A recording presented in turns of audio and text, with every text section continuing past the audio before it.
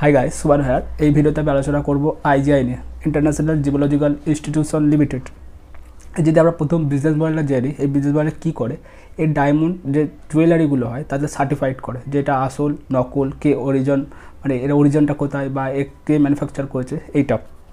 যদি বিজনেস মডেলটা আমি দেখে নিই, মানে একটা সাধারণ যদি আমি এক্সাম্পল দিই, যেটা ম্যানেজমেন্ট বারবার তার কলে দিচ্ছে, যে যদি কেউ ন্যাচারাল ডায়মন্ড কেনে, ন্যাচারাল ডায়মন্ড যদি জুয়েলারি কেনে, সেটা আসল না বা নকল ন্যাচারাল ডায়মন্ড জুয়েলারি দিয়ে তৈরি, সেটা সে কী করে বুঝবে? সে তো তাকে কেউ ঠকিয়েও দিতে পারে যে একটা ল্যাবগন ডায়মন্ডের জুয়েলারি সেখানে বসিয়ে দিয়ে ন্যাচারাল ডায়মন্ড বলে তাকে চালিয়ে দিয়েছে, আর সে ন্যাচারাল ডায়মন্ডের দামটা দিয়েছে। সে কী করে বুঝবে? সে যখন দেখবে যে তাকে একটা আইজিআই সার্টিফিকেশান দিয়েছে যে হ্যাঁ এটা ন্যাচারাল ডায়মন্ড, এর অরিজিনটা এটা এত ক্যারেটের, এটা কে ম্যানুফ্যাকচার করছে, তখন সে বিশ্বাস করে সে তখন ওই জুয়েলারিটা কিনতে পারবে। আর সে তখন মন থেকে বুঝতে পারবে যে এটা আদৌ ন্যাচারাল ডায়মন্ড, মানে আমি যে প্রাইসটা পে করেছি সেটা ন্যাচারাল ডায়মন্ড যদি পে করেছি। এবার যদি কেউ এলজিডি কেনে, এলজিডি জুয়েলারি বা এলজিডি জুয়েলারি কেউ যদি কেনে, বা এলজিডি যদি কেউ ডায়মন্ড কেনে, সেটা আদৌ আসল না এলজিডি না নকল এলজিডি বা কোনো গ্লাস দিয়ে তৈরি, সেটা সে কী করে বুঝবে? সেটাও আইজিআই সার্টিফাই করে যে হ্যাঁ এটা এলজিডি, এটা ম্যানুফ্যাকচার করছে, এর অরিজিন এটা কালারটা কী বা এটা কত ক্যারেক্টার, সেটা আইজিআই সার্টিফাই করে। আর কেউ যদি আদার্স যে জেমস্টোন যে জুয়েলারিগুলো আছে সেগুলো আসল না নকল, সেটাও সার্টিফাই করে। তবে সেই জেমস্টোন সেগমেন্টটা খুবই ছোট, যদি দেখা যেতে পারে। অনলি 2% অফ কনসোল বিজনেস সেটা আসে জেমস্টোন থেকে।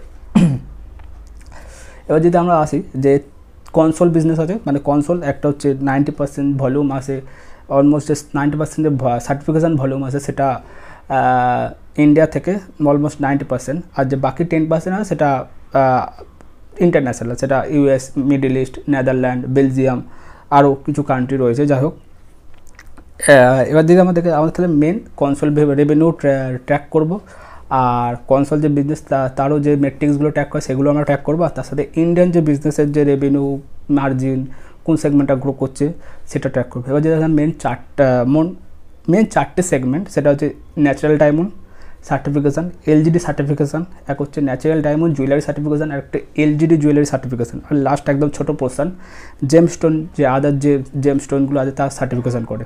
এবার যদি আমরা দেখি natural diamond jewellery certification,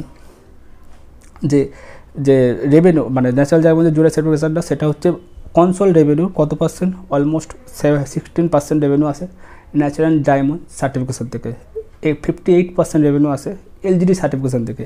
natural diamond jewellery certification থেকে কত আসে 17%, আর এলজিডি ডায়মন্ড যে জুয়েলারি থাকে সার্টিফিকেশান করে তার মধ্যেও আসে 7%, আর আদার্স যে প্রোডাক্ট সেটা বললাম সেটা হচ্ছে 2%। এবার আসি যে কনসোল যে ভলিউম গ্রোথ, মানে আজ যদি 100টা সার্টিফিকেশান করে, তাহলে পরে এই মাসে যদি 100টা সার্টিফিকেশান করে, পরের মাসে যদি 110টা করে, তাহলে ভলিউম গ্রোথ কত হচ্ছে 10%। সেরকমই যে যদি Q2 CY25 যে এই কোয়ার্টারে ভলিউম গ্রোথ হচ্ছে 21%, আগের কোয়ার্টার তুলে এই কোয়ার্টারে 21% ভলিউম গ্রোথ হচ্ছে। মানে যদি আগের কোয়ার্টারে আগের ইয়ারে সেম কোয়ার্টারে ম্যানেজমেন্ট করছে 2.5 মিলিয়ন সার্টিফিকেশান, এই কোয়ার্টারে করছে 3 মিলিয়ন সার্টিফিকেশান। এবার যদি সেই 3 মিলিয়ন সার্টিফিকেশানের মধ্যে অলমোস্ট 2.7 মিলিয়ন সার্টিফিকেশান আছে শুধুমাত্র ইন্ডিয়া থেকে। এবার যদি আমি একটা কনসোল বিজনেসের আমি আপডেট জানাচ্ছি, এবার যদি দেখা যায় সার্টিফিকেশান যে রেভিনিউ, সার্টিফিকেশান মানে এটা ভলিউম গ্রোথ হলো, সার্টিফিকেশান রেভিনিউ গ্রো করেছে 18%। এবার যে সার্টিফিকেশান যদি সার্টিফিকেশান যে গ্রোথটা কোন সেগমেন্ট থেকে বেশি এলো, এই সার্টিফিকেশান গ্রোথটা মেনলি এসেছে 24% গ্রো করেছে এলজিডি সেগমেন্টটা, এলজিডি ডায়মন্ড সেগমেন্টটা সার্টিফিকেশানটা বেশি হচ্ছে, আর 14% গ্রো করেছে ন্যাচারাল ডায়মন্ড, মানে পুরো যে ডায়মন্ড সেগমেন্টটা থেকেই বেশিরভাগ রেভিনিউটা এসছে। সরি, এবার যদি দেখা যায় যে 24% যে গ্রো করেছে এলজিডি, সেটাও কিন্তু একটা খারাপ, কারণ এলজিডির যে সার্টিফিকেশান তার মার্জিনটা খুবই কম দেন ন্যাচারাল ডায়মন্ড জুয়েলারি। আর আরেকটা জিনিস এই বিজনেসে কি ট্র্যাক করতে হবে, সেটা হচ্ছে অ্যাভারেজ রিয়েলাইজেশান প্রাইস। মানে একটা কেউ সার্টিফিকেশান করে, ধরো আমি যদি এলজিডি কিনি, সেই এলজিডি সার্টিফিকেশান সেই কস্টটা কত টাকা, সেই কস্টটা যে অ্যাভারেজ রিয়েলাইজেশান প্রাইস বা এএসপিও বলতে পারবে, ম্যানেজমেন্ট বারবার এটাকে এএসপিও বলছে, সেই এএসপি ডিক্রিজ করেছে 3%। কারেন্ট যে অ্যাভারেজ রিয়েলাইজেশান প্রাইস সেটা হচ্ছে 963 রুপিস, যেটা এক বছর আগে বা আগের বছরই ছিল 994 রুপিস। আর ম্যানেজমেন্ট একটা কথাই বললো যে এটা অতটা এফেক্ট এই জন্যই করেছে যে আমাদের যে ন্যাচারাল ডায়মন্ড যে সেগমেন্টটা, ন্যাচারাল ডায়মন্ড জুয়েলারি হোক বা ন্যাচারাল ডায়মন্ড যে সেগমেন্টটা, সেটা এলজিডির তুলনায় এলজিডি এলজিডি যে ডায়মন্ডের তুলনা সেটা কম হারে গ্রো করেছে, যার জন্য অ্যাভারেজ যে রিয়েলাইজেশন প্রাইসটা ওটা 3% ডিগ্রোথ করেছে। এটা কনসোল বিজনেস আমি বলছি, কনসোল যে বিজনেস আপডেট। তবে হ্যাঁ, ম্যানেজমেন্ট বারবার এটাই কথাই বলছে যে এই রিয়েলাইজেশন প্রাইসটা এক্সট্রিমলি স্টেবল, অতটা বাড়েনি কমেনি, মানে স্টেবলই রয়েছে লাস্ট 2-3 কোয়ার্টার ধরে, আর এটা স্টেবলই থাকবে, এটা বাড়ার কথা নয়। যেদিকে যদি আদার যে দুখানা যে মেন সেগমেন্ট আছে, যে আমি অলরেডি বলে দিচ্ছি যে এলজিডি সেগমেন্টে 24% গ্রো করেছে, আর ন্যাচারাল ডায়মন্ড সেগমেন্টে 14% গ্রো করেছে। আদার যে দুখানা সেগমেন্ট কি, সেটা হচ্ছে এনডি জুয়েলারি মানে ন্যাচারাল ডায়মন্ড জুয়েলারি, আর একটা এলডিজি জুয়েলারি। দুটো সেগমেন্টই 10% নিচে গ্রো করেছে, মানে ন্যাচারাল ডায়মন্ড জুয়েলারি 8% আর এলজিডি জুয়েলারি 6%। এবার আসে আমাদের স্ট্যান্ডঅ্যালোন বিজনেস, কারণ আমাদের এটাই ট্র্যাক করা দরকার, কারণ অলমোস্ট 90% যে ভলিউম গ্রোথ আসছে সেটা হচ্ছে ইন্ডিয়া থেকে, তাহলে আমাদের ইন্ডিয়ান বিজনেসটা আমাদের ট্র্যাক করতে হবে। সেমই প্রোডাক্ট এখানে, কারণ ইন্ডিয়ান বিজনেসে কোনো জেম স্টোন বা আদার্স যে জুয়েলারিগুলো আছে, যে আদার যে জেম স্টোনের জুয়েলারি সেগুলো ইন্ডিয়াতে চলে না, কারণ ইন্ডিয়ার কাস্টমারের যে বিহেভিয়ার বা সাইকোলজি ওটা ওর ওপর চলে না, কারণ ওগুলো বাইরের দেশে চলে, কিন্তু আদার যে জেম স্টোন যে ফ্যাশনের জন্য ইউজ করা সেটা ইন্ডিয়াতে চলে না। ইন্ডিয়াতে যদি আমরা প্রোডাক্ট মিক্স দেখি, ইন্ডিয়ার যে ইন্ডিয়ার যে ন্যাচারাল ডায়মন্ড যে সেগমেন্টটা রেভিনিউ কন্ট্রিবিউশন হচ্ছে 17%, এলজিডি সেগমেন্টটা 61%, মানে অলমোস্ট ইন্ডিয়ার যে 60% রেভিনিউ আসে, মানে 60-61% রেভিনিউ আসে এলজিডি থেকে। আর যে ন্যাচারাল ডায়মন্ড জুয়েলারিটা 17% আর এলজিডি জুয়েলারিটা হচ্ছে 5%। এবার যদি দেখা যায় যে ন্যাচারাল ডায়মন্ড মানে ইন্ডিয়ার যদি মানে ওভারঅল যদি দেখা যায় যে এলজিডি যে জুয়েলারিটা গ্রো বেশি করেছে ন্যাচারাল ডায়মন্ডের তুলনায়, তার জন্যই তো যে অ্যাভারেজ রিয়েলাইজেশন প্রাইসটা ওটা এফেক্ট হয়েছে, যেটা ম্যানেজমেন্ট কনসোল রেভিনিউর ক্ষেত্রে বলেছিল। সেটা আমরা এখানে বুঝতে পারবো যদি দেখা যায় যে ইন্ডিয়ান যে বিজনেসটা, ইন্ডিয়ান বিজনেসে মানে ন্যাচারাল ডায়মন্ডের পুরো সেগমেন্টটাই, মানে ন্যাচারাল ডায়মন্ডটা আর ন্যাচারাল ডায়মন্ডের জুয়েলারিটা দুটো সেগমেন্টই এলজিডির তুলনায় কম হারে গ্রো করেছে। যদি দেখা যায় ন্যাচারাল ডায়মন্ড যে সেগমেন্টটা, ইন্ডিয়ার যে ন্যাচারাল ডায়মন্ড সেটা গ্রো করেছে 15%, ন্যাচারাল ডায়মন্ড যে জুয়েলারি সেটা গ্রো করেছে 11%, কেন আর যে এলজিডি সেগমেন্ট সেটা গ্রো করেছে 24%, আর এলজিডি যে জুয়েলারি সেটা গ্রো করেছে 38%। মানে পুরোপুরি বয়স আছে এখানে, মানে যে সেগমেন্টটায় মার্জিন কম, মানে যে সেগমেন্টটা মানে সাধারণত এলজিডি সেগমেন্টের মার্জিন ন্যাচারাল ডায়মন্ডের তুলনায় কম হয়, সেই সেগমেন্টটাই বেশি হারে গ্রো করেছে। আর ম্যানেজমেন্ট এটাই বারবার বলছে যে ইন্ডিয়াতে ন্যাচারাল ডায়মন্ড সেগমেন্টটা কম গ্রো করেছে বলে ইন্ডিয়ান যে এবারে যে রিয়েলাইজেশন প্রাইস বা এএসপি সেটা অত মানে অলমোস্ট কত পার্সেন্ট হারে ডিগ্রেড করেছে, বেশ ন্যাচারাল ডায়মন্ড সেগমেন্ট অতটা কিন্তু ইন্ডিয়ার যে অ্যাভারেজ রিয়েলাইজেশন প্রাইস অতটা কিন্তু বাড়েনি, কারণ যদি দেখা যায় যে এবার যে রিয়েলাইজেশন প্রাইস সেটা 861 রুপিস, কিন্তু যে কনসোল যে অ্যাভারেজ রিয়েলাইজেশন প্রাইস ছিল সেটা 963 রুপিস, অলমোস্ট 102 টাকার মতো ফারাক আছে কনসোল আর এর মধ্যে।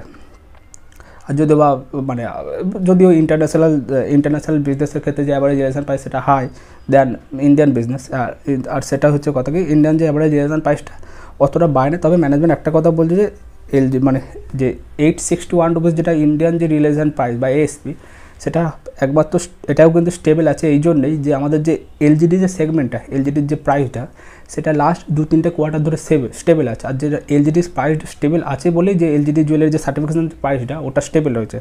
আর ম্যানেজমেন্ট ওটাই বললো যে এটা পরবর্তী মানে এই বছরও পুরোটাই স্টেবলই থাকবে। আর যদি এবার জায়গায় যে ইন্ডিয়ান ভলিউম গ্রোথ 21%, মানে কটা সার্টিফিকেশান বেশি করেছে, যদি আগের কোয়ার্টারে 100টা করে এই কোয়ার্টারে 121টা করেছে। ইন্ডিয়ান ভলিউম গ্রোথ 21% আর সার্টিফিকেশান রেভিনিউ ইন্ডিয়াতে গ্রো করেছে 20%। আর ম্যানেজমেন্ট একটা কথা বারবার বলছে যে আমাদের যে অ্যাভারেজ রিয়েলাইজেশন প্রাইস বা এএসপি এটা Q1Q and year on year both track করতে হবে, মানে দুভাবেই ট্র্যাক করতে হবে। এবার যদি আসি যে তাহলে তবে হ্যাঁ এটা একটা সিজনাল একটা এফেক্ট কি হচ্ছে ইন্ডিয়ান বিজনেসটা যে ন্যাচারাল ডায়মন্ড ওটা না গ্রো করার একটা কারণ। তবু আমি এটা বুঝতে পারলাম না এই জন্যে কি আমরা যদি সমস্ত জুয়েলারি টেলারিতে কল যদি আমরা শুনি বা আপডেট যদি দেখি সবার গোল্ড জুয়েলারি সেগমেন্টটা এফেক্ট হয়েছে ডিউ টু গোল্ড প্রাইস, কিন্তু ন্যাচারাল জুয়েলারি সেগমেন্টটা গ্রো করেছে। আর এর যে মার্কেট শেয়ার সবচেয়ে ধরো ইন্ডিয়াতে অলমোস্ট 60-66% মার্কেট শেয়ার সার্টিফিকেশান, তাহলে এর যে জুয়েলারি সেগমেন্ট মানে ন্যাচারাল ডায়মন্ড সেগমেন্টটা কী জন্য যে বাড়লো না সেটা আমি কোশ্চেন করতাম, কিন্তু আমি চান্স পেলাম না। কিন্তু এটা একটা কোশ্চেন করার ইচ্ছা ছিল যে এটা কী জন্য বাড়লো না। এবার যদি দেখা যায় অ্যাকাউন্টিং ম্যানেজমেন্ট বারবার বলছে যে অ্যাভারেজ রিয়েলাইজেশন প্রাইসটা ওটা Q1Q ট্র্যাক করতে। তবে হ্যাঁ 100 বার একটা কথা বারবার বললো যে এলজিডি জুয়েলারি সেগমেন্টটা অলমোস্ট মানে কিউ1 অ্যান্ড কিউ2তে বাড়বে, কারণ সেই সময় ইন্টারন্যাশনাল ডিমান্ডও থাকে, আর সেই সময় লোক অতটা ন্যাচারাল ডায়মন্ড কেনে না, কারণ ন্যাচারাল ডায়মন্ড যে জুয়েলারি বা ন্যাচারাল ডায়মন্ড লোক বেশিরভাগটাই কেনে দিওয়ালির সময়, ধনতেরাসের সময়, বা তখন দিওয়ালির সময় সবচেয়ে বেশি লোক কেনে, বা আদার্স ফেস্টিভ্যালের সময় লোক বেশি কেনে, কারণ তখন সেলও চলে, আর তার সঙ্গে একটা ভালো শুভ দিন দেখেও অনেকে কেনে।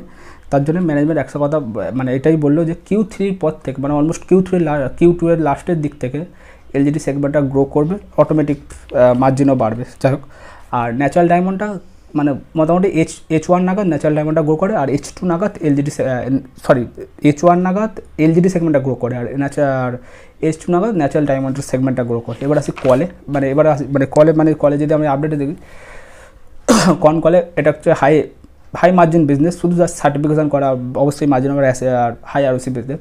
ম্যানেজমেন্ট বারবার বললো যে যদি ইন্টারন্যাশনাল দেখা যায়, ইন্টারন্যাশনাল সেগমেন্টে নেদারল্যান্ডটা সবচেয়ে হাই স্পিডে গ্রো করেছে, আর পরবর্তী গাইডেন্সও যে আছে যে সেগমেন্ট মানে নেদারল্যান্ডের যে বিজনেসটা সেটা 20%-এর ওপরেই গ্রো করবে, আর ইউএস আর যে মিডিল ইস্টের বিজনেসটা ওটা একটু সফটনেস দেখিয়েছে, কিন্তু পরবর্তীকালে যে মানে কিউ2 এর পর থেকে ইউএস বিজনেসটা অটোমেটিক পিক আপ নিয়ে নেবে, কারণ তখন সেখানে এলজিডির ডিমান্ডটা বেশি হয়। এবার ম্যানেজমেন্টের ইবিটা মার্জিন গাইডেন্স হয়েছে 57-64%, রেভিনিউ গাইডেন্স হয় 15-20%, আর আসল কথা হচ্ছে যে ট্যারিফের কথা, কারণ প্রতিটাই যে এক্সপোর্ট টাইপ বিজনেস আছে তাদের একবার তো মানে বারবার কোশ্চেন উঠছে কি যারা ইউএসএ এক্সপোর্ট করে তাদের ট্যারিফের এফেক্ট হবে কি হবে না। ম্যানেজমেন্ট বারবার একটা কথাই বললো যে আমরা ট্যারিফে এফেক্ট হবো না, কারণ আমাদের বিজনেসটা হয় জুয়েলারি মানে রিটেলারের সাথে, রিটেলার যদি সেখানে সেল করে রিটেলার এফেক্ট হবে, কিন্তু আমাদের যে ফি ইনকাম সেটা আমরা জুয়েলারি থেকে নিয়ে নেবো, আমাদের এখানে ট্যারিফের কোনো এফেক্ট হবে না। সে যদি আইজিআই যদি টাইটানের জন্য জুয়েলারি মানে এলজিডি যদি সার্টিফিকেশন করে, তাহলে টাইটান যখন কোনো ডায়মন্ড সেখানে পাঠাবে, এলজিডি হোক বা ন্যাচারাল হোক, সেখান থেকে বা আদার যদি ইন্টারন্যাশনাল কোনো রিটেলার যদি ডায়মন্ড যদি আইজিআইয়ের কাছে পাঠায়, তা সে আইজিআই সেখানে যদি বা সেখানে তার সাবসিডি রয়েছে, তাহলে সে শুধুমাত্র সেই সার্টিফিকেশন ফিটা নিয়ে নেবে, সে তার সাথে কোনো ট্যারিফের এফেক্ট করবে, কারণ আইজিআই কোনো তো ডাইরেক্ট কাস্টমারকে সেল করছে না, সেখানে রিটেলার ডাইরেক্ট কাস্টমারকে সেল করছে, তাহলে রিটেলার এফেক্ট হতে পারে আইজিআই মানে ট্যারিফের জন্য, কিন্তু আইজিআই কোনো এফেক্ট হবে না। আর 15-20% রেভিনিউ গ্রোথ, আর দেখা মানে বেসিক মানে নর্মাল একটা বিজনেস একটা। হ্যাঁ, আর একটা কি নতুন একটা কম্পিউটারের কথা বললো যে জিআইএস যে ইন্ডিয়াতেও সে সার্টিফিকেশান করে ল্যাবগোন বা ন্যাচারাল ডায়মন্ডের জন্য। ম্যানেজমেন্ট একটা কথা বললো যে জিআইএসের থেকে আমরা কোনো যে রিস্ক দেখতে পাচ্ছি না, কারণ তাদের জিআইএসের অনেক কাস্টমার যে আইজিআইতে শিফট হয়েছে, কারণ ডিউ টু তাদের কমপ্লিকেটেড মডেল সার্টিফিকেশান করার জন্য, মানে হেভি মানে এতটাই কমপ্লিকেটেড যে কাস্টমারের বুঝতে অসুবিধা হচ্ছে, কিন্তু আইজিআই যে সার্টিফিকেশান সেটা অতটা কমপ্লিকেটেড নয়, কাস্টমার এর সাথে ইউজ টু হয়ে গেছে। তো দেখা যাক 15-20% রেভিনিউ গ্রোথ, 57-64% ইবিটা মার্জিন। খুবই সিম্পল বিজনেস এতটা, তবে একটু সিজনাল আছে যে কি H2 কোল থেকে মানে অলমোস্ট জুলাই মাসের শেষ থেকে ন্যাচারাল ডায়মন্ড সেগমেন্টটা গ্রো করবে due to festival wedding demand. আর H1 মানে পুরোটাই যে H1 যে দেখা যায় H1টা, তবে হ্যাঁ এর H1 বলতে কেউ জুন কোয়ার্টার থেকে ধরে নেবে না, কারণ এর January to December financial year follow করে এই বিজনেসটা মানে এই ম্যানেজমেন্টটা, তাই January, February, March, April, June মানে এই 6টা মাস ন্যাচারাল ডায়মন্ড সেগমেন্টটা গ্রো করবে। জুলাই, আগস্ট, সেপ্টেম্বর যে কিউ3 তখন মানে জুলাইয়ের পর থেকে ডিসেম্বর পর্যন্ত ন্যাচারাল ডায়মন্ড সেগমেন্টটা গ্রো করবে, আর জানুয়ারি টু জুন পর্যন্ত এলজিডি সেগমেন্টটা গ্রো করবে, এলজিডি আর এলজিডি জুয়েলারি। তবে ইন্ডিয়ার ওপর পুরোটাই ডিপেন্ডেন্ট, ইন্ডিয়ান বিজনেস কীভাবে গ্রো করছে তার উপর এর overall margin sales growth depend করছে। Okay, by.